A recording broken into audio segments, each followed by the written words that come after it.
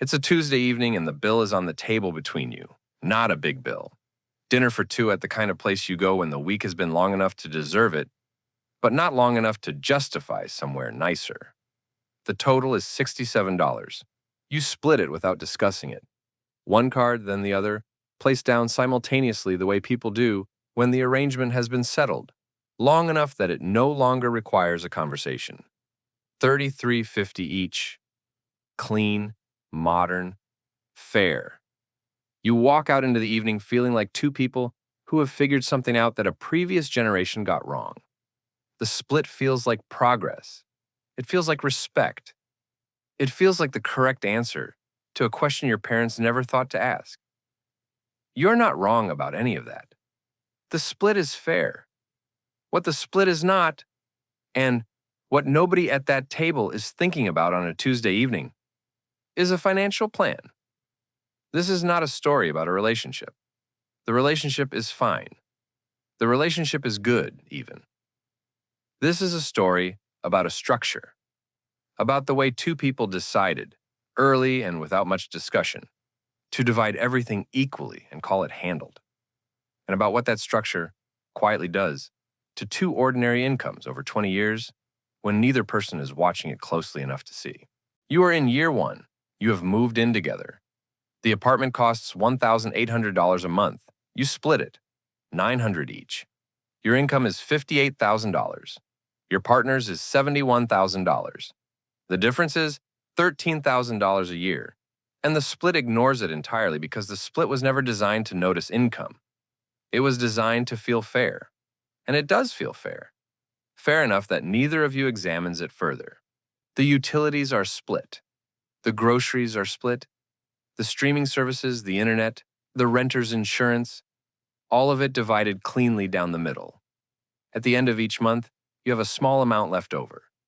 Your partner has a slightly larger amount left over. Neither amount is large enough to do much with.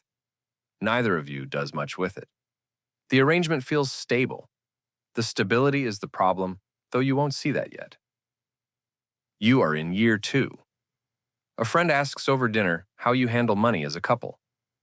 You explain the system. He nods. His partner asks whether you have a joint investment account. You don't. You have a joint checking account for the shared bills and two separate checking accounts for everything else. The investment question passes without landing. The dinner moves on. You split the bill 4 ways and drive home, and the question dissolves into the rest of the evening. But it was a real question. It was the question. You were just too comfortable to hear it. Here's what nobody names for you in year two. The 50-50 split is a spending structure, pretending to be a wealth structure. It tells you exactly how to divide what goes out. It says nothing about what stays in. And what stays in, the gap between what you earn and what you spend, automated into something that compounds across time, is the only part of the arrangement that will matter in 20 years. The split handled the fair part. It left the important part to chance.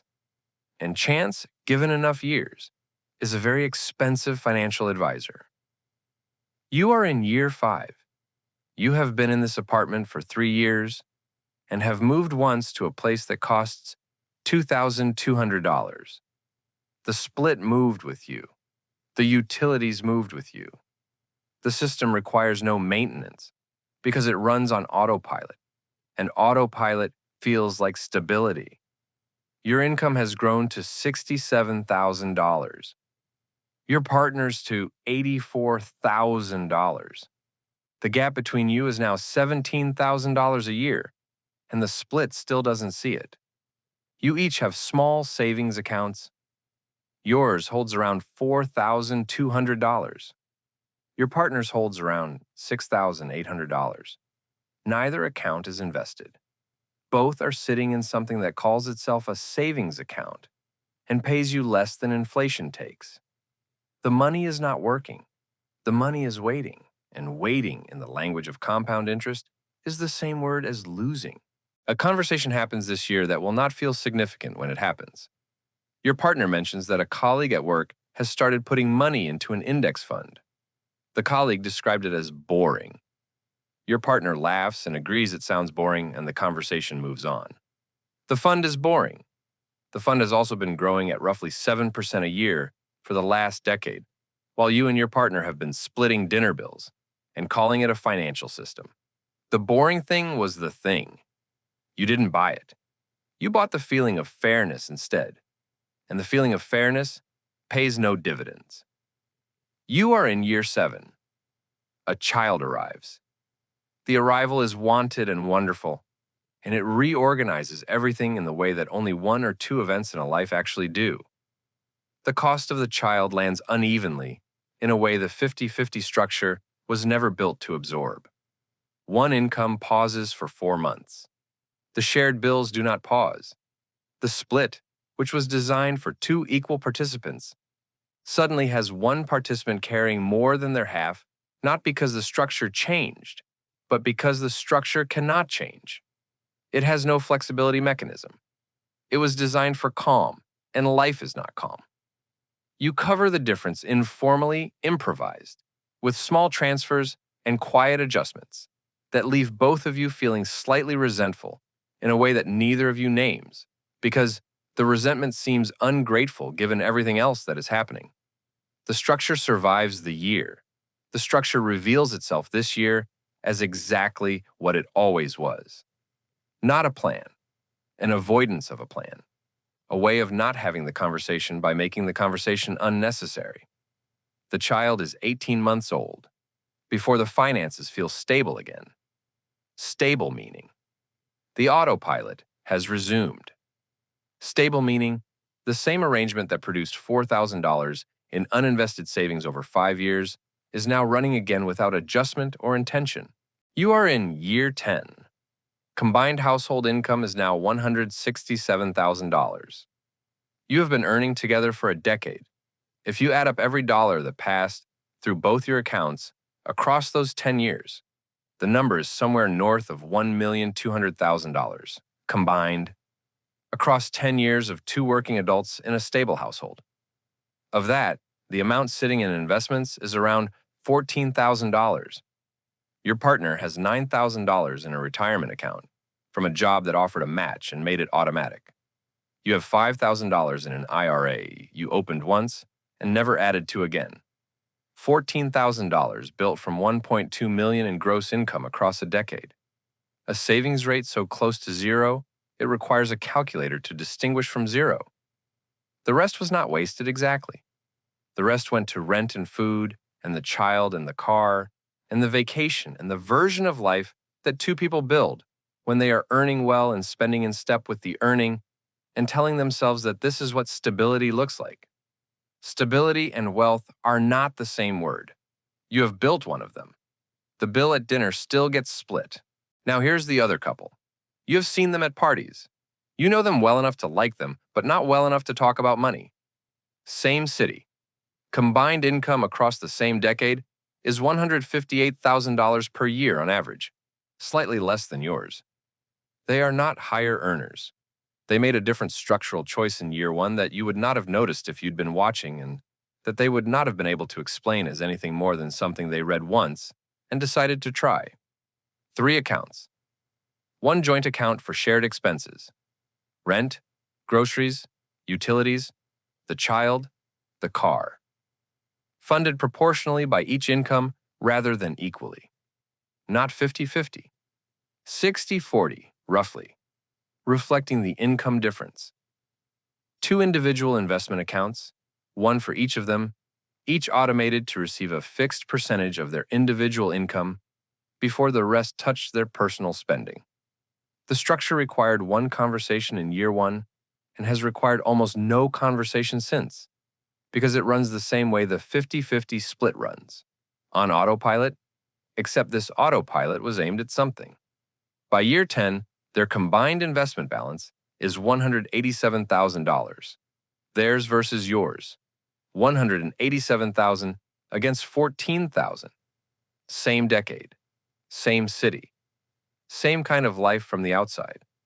The same dinners, the same apartment upgrades, the same child in the same school. The difference is not income.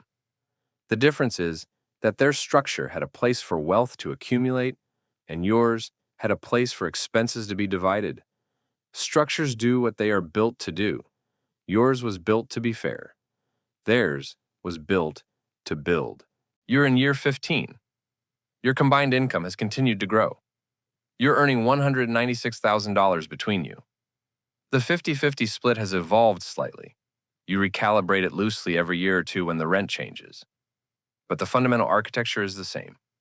Shared bills split down the middle, individual spending from individual accounts, savings whatever is left, investment whatever is left after that. This year, for the first time, you sit down and run the numbers properly. Not because something is wrong, because your partner read something that made the question feel urgent in a way it hadn't before. You open a spreadsheet. You look at the investment balances. You look at a compound interest calculator. You type in what you have, you type in your age, you push the number forward to retirement. The result is fine. It is technically precisely fine. It is enough to stop working someday if stopping work is all you ask of the rest of your life. You close the calculator, you open it again, you change the starting balance to $187,000, the number the other couple reached in year 10, and you run the same projection. The difference at retirement is not a rounding error. The difference is a number with too many digits to argue with casually. You sit with that for a while. The spreadsheet stays open. You are in year 20. The child is 13. The apartment became a house 6 years ago. The combined income is $218,000. By any external measure, you're doing well. Better than most. The house is real. The jobs are stable. The life that two people built together across 20 years of Tuesday dinners and shared grocery runs and improvised adjustments through the hard years is a real and good life. The math does not disagree with any of that. The math simply adds a column you didn't include in the original spreadsheet. You are in year 15. Your combined income has continued to grow. The investment balance you have built across 20 years of a combined income that totaled somewhere close to $3 million in gross earnings is $67,000. The other couple, same time frame, slightly lower combined income, sits at $612,000. $67,000 against $612,000. Both couples worked. Both couples raised a child. Both couples split things, just differently. And the difference in what they split and how they split it produced a gap that no amount of catch-up contributions in year 21 can fully close. The math ran for 20 years. The math does not offer refunds. The thing about the 50-50 split is that it was never wrong. It was fair. It distributed the cost of a shared life in a way that felt equitable and modern and considered. It did exactly what it was designed to do. The problem was never the split. The problem was what the split was not designed to do. It was not designed to build anything. It was designed to divide. And you can divide fairly for 20 years and arrive at the end of them with two people who shared everything and built almost nothing. Not because they weren't earning enough and not because they weren't trying hard enough, but because the structure they chose was aimed at the wrong target from the beginning, and structures, given enough time, always hit what they were aimed at. It's a Tuesday evening and the bill is on the table between you. Not a big bill. $33.50 each. You place the cards down simultaneously. Clean, modern, fair. The arrangement has been settled long enough that it no longer requires a conversation. That is the part to look at. Not the fairness, the part where it no longer requires a conversation. Because somewhere inside the thing that no longer requires a conversation is the thing that most needed one. Not about who pays what, about where the money that doesn't get spent is going while the two of you are busy splitting the money that does. The bill on the table was never the number that mattered. It was always the other one, the one neither of you put on the table, the one that 20 years from now will be the only number either of you remembers.